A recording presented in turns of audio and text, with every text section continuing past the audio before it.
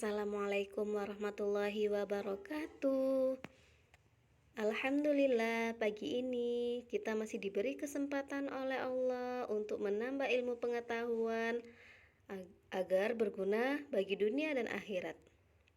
Baiklah anak-anakku, Ustazah doakan semoga anak Ustazah hari ini dalam keadaan sehat walafiat serta masih tetap semangat belajar meskipun belajar dari rumah.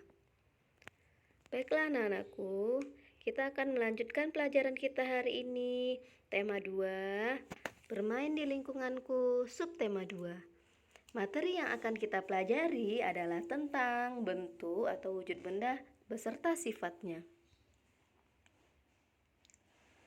Wujud benda ada 3. Kita pelajari satu persatu. Sekarang kita lihat apa saja ya bentuk wujud benda. Nah, yang pertama, bentuk benda yang pertama adalah cair. Yang kedua, padat. Yang ketiga, gas. Nah, kita pelajari yang pertama yaitu benda cair.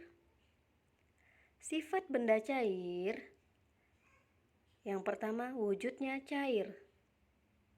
Yang kedua, bentuknya berubah-ubah sesuai tempatnya.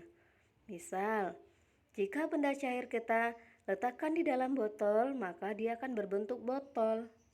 Jika benda cair kita letakkan di gelas, maka bentuknya akan seperti gelas.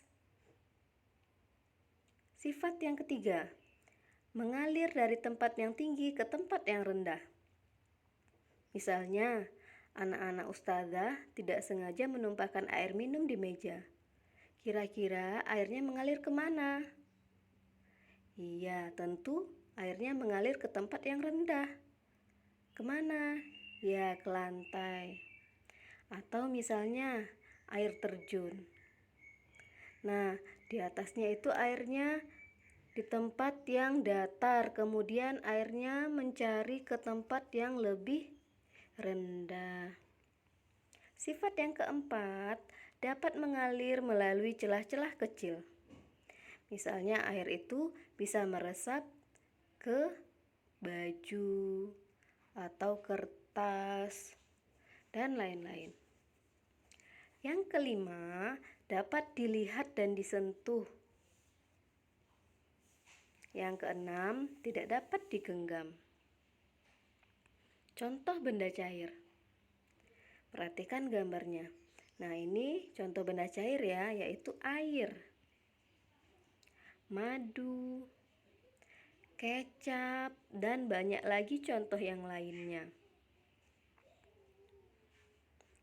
Benda cair ternyata bisa berubah wujud menjadi bentuk yang lain. Contoh, air. Apabila kita dinginkan di dalam freezer atau kulkas, maka dia bisa menjadi es atau menjadi benda padat. Kemudian telur. Nah, apabila kita goreng, telur yang tadinya cair akan menjadi benda padat, yaitu telur mata sapi. Bentuk benda yang kedua adalah benda padat. Nah, kita lihat ya sifat-sifat benda padat. Yang pertama, bentuknya padat, tidak dipengaruhi oleh tempatnya. Bentuknya tetap ya, tapi akan berubah jika kita berikan perlakuan. Sifat yang kedua, bentuk, ukuran, dan beratnya tetap. Sifat yang ketiga, bentuknya dapat berubah jika mendapat perlakuan tertentu. Contoh benda padat, kayu, batu, besi, dan banyak lainnya. Benda padat dapat berubah bentuk jika diberikan perlakuan tertentu. Contoh, batu. Batu ini akan bisa berubah bentuk apabila kita beri perlakuan. Misalnya kita buat tempat duduk dari batu, meja dari batu, dan yang lainnya. Nah, ini contohnya. Perhatikan gambarnya ya. Benda padat yang kedua, misalnya kayu.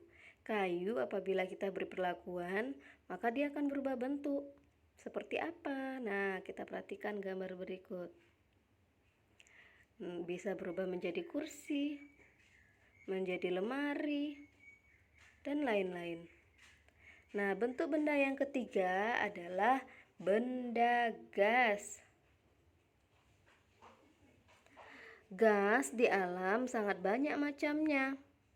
Nah, contohnya gas yang paling mudah kita pelajari adalah udara.